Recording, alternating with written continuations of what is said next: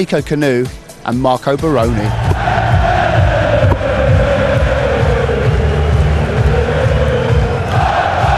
It's called Chase the Sun and they go by the name of Planet Funk.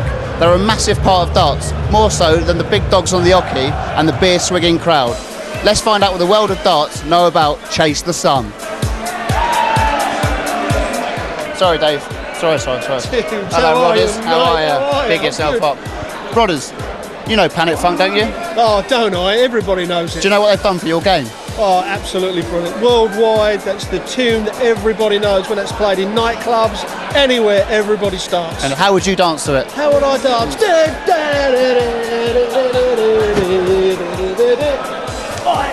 Oi. After talking to Rod, I decided to go and find Planet Funk. I made straight for Italy and Naples. With a population of just over 1 million people, how hard could it be to find them? Hello? Oh, hi. Hi, are you the Planet Funk man? Yeah.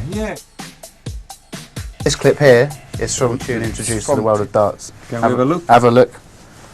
Have a look and be proud. Brilliant. Wicked. How does that make you feel? Oh, look. Proud. Oh, proud, you know. Whoa, look at that. Yeah. Oi. Fantastic. When did you realise Chase the Sun was part of the darts and everyone was going mad for it? For me, there is an episode. I was in London actually. I go in my hotel and I switched on the television and I saw for the first time the darts. I was looking interested, and at the end I listened to Chase the Sun for the first time. All the people singing, I said, "Wow, it's our track," you know.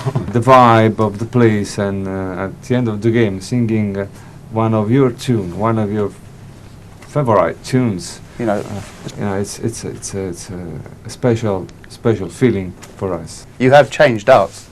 At least we did one good thing in our life.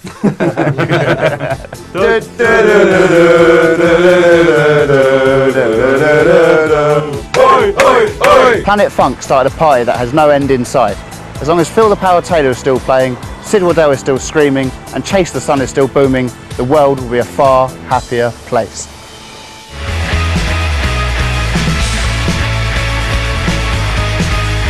Dutchman Raymond van Barneveld created World Championship history at the 2009 tournament by hitting the first 9-darter ever seen at the Worlds. A year later, with an expectant crowd and a firing Dutchman, could history repeat itself?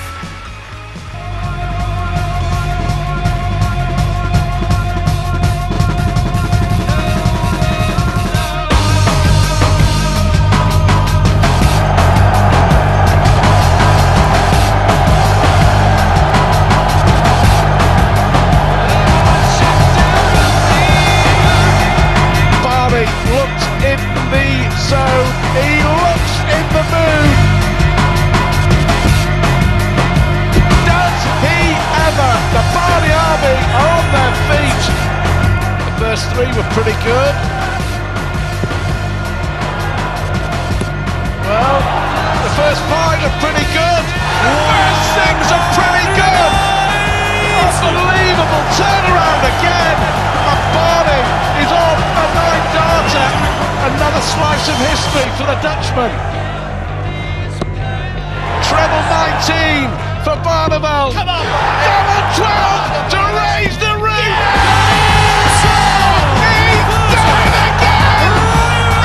Absolutely sensational! Where did that come from?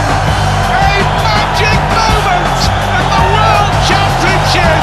Raymond van Barneveld did it 12 months ago! He has done it again! Raymond van Barneveld again proving himself to be the master of the 9-darter, and once again providing a memorable night for all at the Ali Pali. Join us after the break as we look back at one debutant who took the 2010 tournament by storm.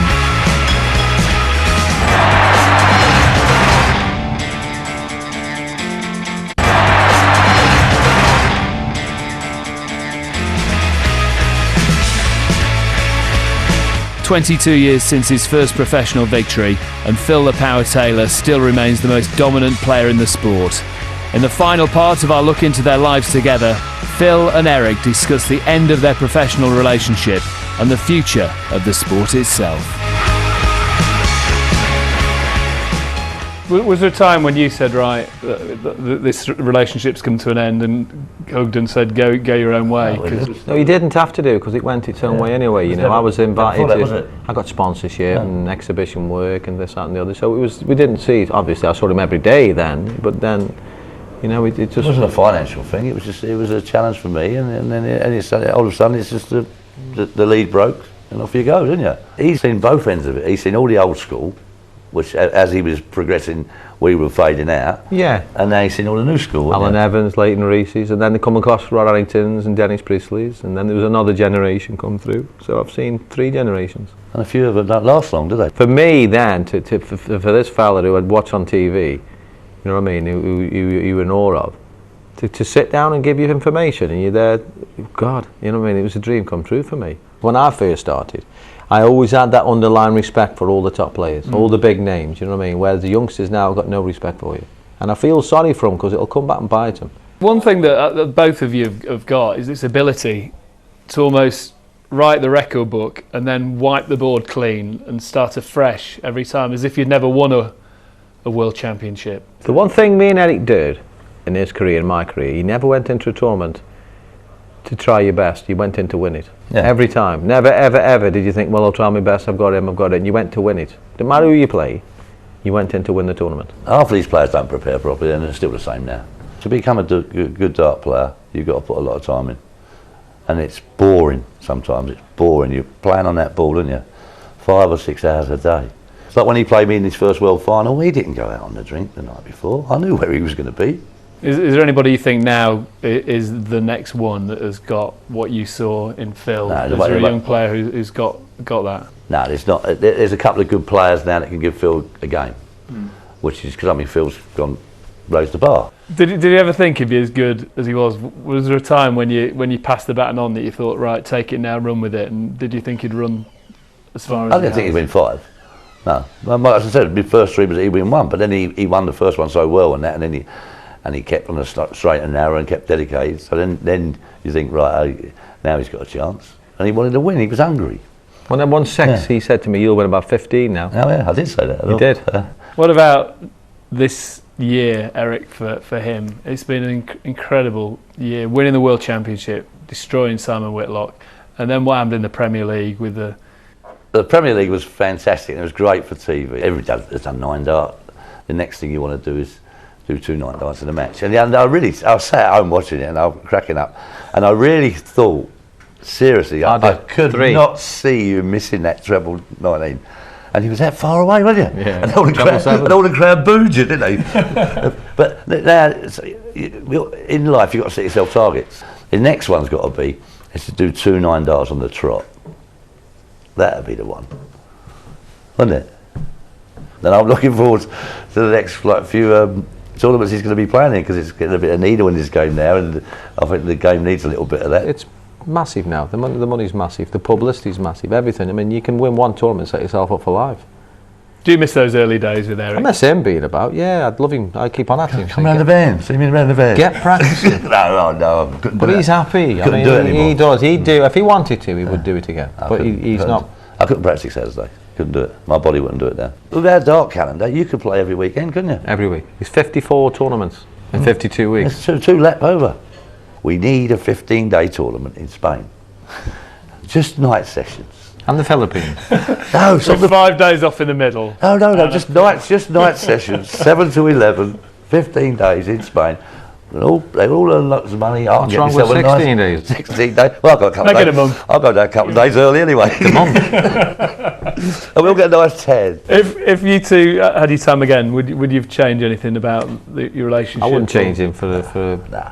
It went right, didn't it? It went right. It couldn't have went any better, could it?